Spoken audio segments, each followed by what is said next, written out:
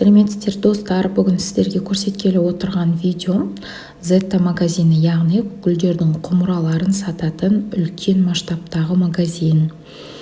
Ең алдымен магазинге кірген кезде басқа бытовой заттар болады. Осындай кашполар сататын раздел болады.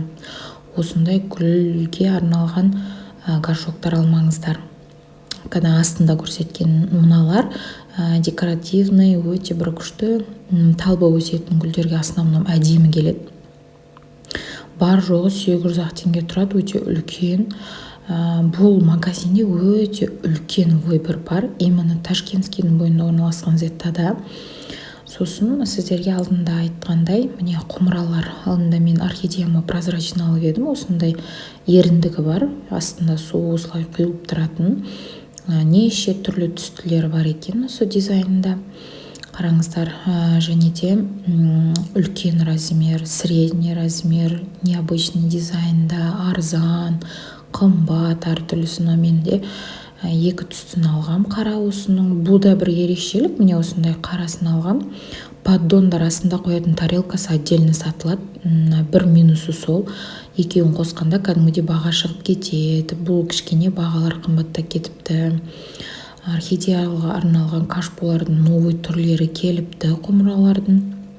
Қараңыздар, мына жерде бір өте мынандай құмыралар бар, которые екі этажды үйлері, бір этажды болса да кең үйлері барлар. Бір әдемі қойып қояды ғой, осындай бар екен. Келіпті жаңадан. Одан бөлек, қараңыздар, мини гүлдерді отырғызуға, отроскасымен өте прикольный құмыраларды алдына қойып қойғанға. Астында, қараңыздар, осындай астында тесігі жоқ, по-моему, алынбайды ғой, алып көрмедім. Қараңыздар, енді осындай керамический бар екен, жаңадан келіпті. Мен постоянно осы жаққа келіп жүремін және бақылап жүремін. Астында тесігі бар екен, және тарелкасы да бар, бөлек әдемі көрінеді екен. Ұнады. Және керамический осындай жұқа керамический қыштан жасалған құмыраларға скидка жүріп жатыр екен. Вообще-то бұрын бұлар қымбат болған. Және осы жерде декоративный осындай искусственный гүлдерді де сатады, которые фудблогерлер тамақ жасағанда қасына қойып қояды ғой, вот сондай гүлдер. Қараңыздар, мына жақта скидкамен жүріп жатыр екен, өте үлкен горшоктар. Негізі бұлар көбінде Түркиядан келеді и Россиядан келеді. Сосын бірақ бұл Zeta магазин ерекшелігі, бұлар өздері заводтары бар, өздері жасайды. Осындай құмыраны разделінде осы жаңадан посудалар келіпті. Қараңыздар, өзбекский модельде ма, қалай деп айтады бұны. Өте бір керемет, енді атмосфераны айтып жеткізе алмаймын сіздерге. Бәрібір әйтеуір үйдің тірлігіне кірісетін әйелдер болғандықтан қараңыздар, өте керемет наборлар келіпті. Бар жоғы 20 мыңға осындай түсті наборлар алу деген, енді бұл өте керемет. Осы магазинге келіп көрсеңіздер болады. Посудадан бөлек бүкіл затты сатады, который үйге қажетті. Мынау прозрачный, яғни ақ түсті, ешқандай несі жоқ. Және осылай алды қарай жүрген кезде үлкен кашполар өте көп кепті. Еще тағы да қараңыздар, бұрын жоқ болатын, осындай вермикулит. Міне қараңыздар, алдында мен сізге рассада тұқымнан көбейткенге, міне осындай тұқымы өскеннен кейін көшетін отырғызып қоятын да бар екен. Агроперлит, мелкий субстрат, большой субстрат, одан кейін удобрениялер әкеп қойыпты. Алдында бір рет стористан көргем, что домашний гүлдерді кәдімгі бөлме гүлдерін сатып жатқан. Бірақ та қазір таусылып қалыпты. Оған жауапты адам бүгін келмей қойыпты. Из-за этого олар продажаға шығармапты. Маған дүние мына теплица. Домашний терезенің алдында тұратын теплица. Даже бұны далаға шығарып қойсаңыздар да ыстық суықты күшті сақтап тұрады. Мынау деген кәдімгідей 30 мыңдай, почти 28 мың. Зато бұдан қандай результатпен урожай аласыздар. Өте керемет. Барлығы қарастырылған, және бұның бір жақсысы магазиннің қалтаңызға қарай көсіле бересіз.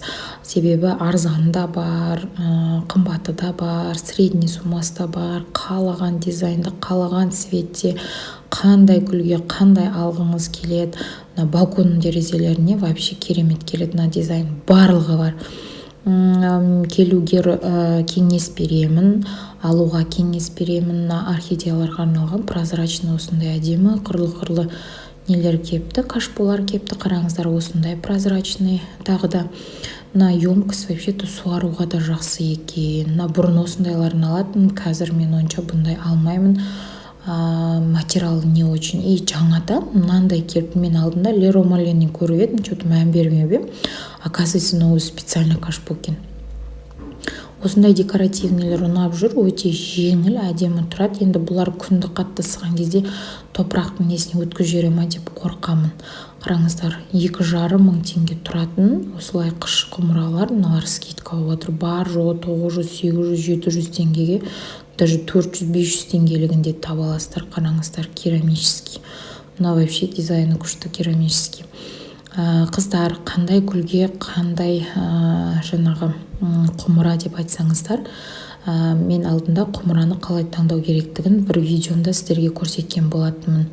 Поддонның асты бірыңғай жабысып тұруға болмайды.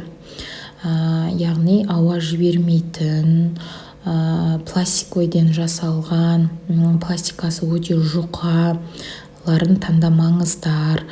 Себебі олар гүлдердің тамырын өлтіреді, және де өздеріне жаман химический зат бөліп тұрады.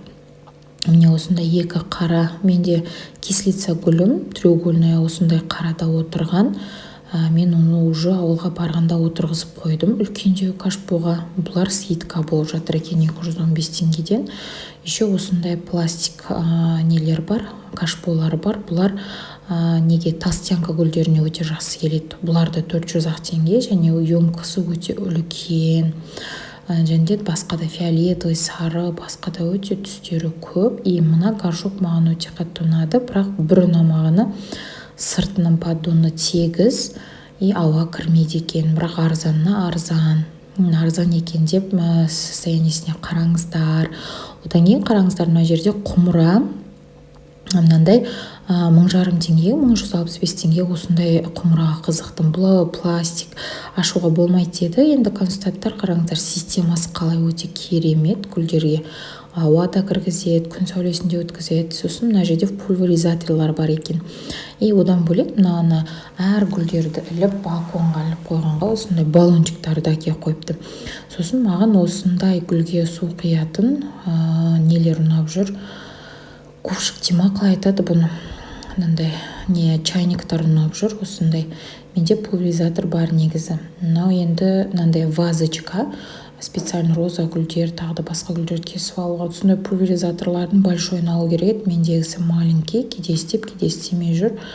Қызықтым, пульверизаторлардың түрі көп екен, бірақ мынандай силикон пульверизатор алмаңыздар.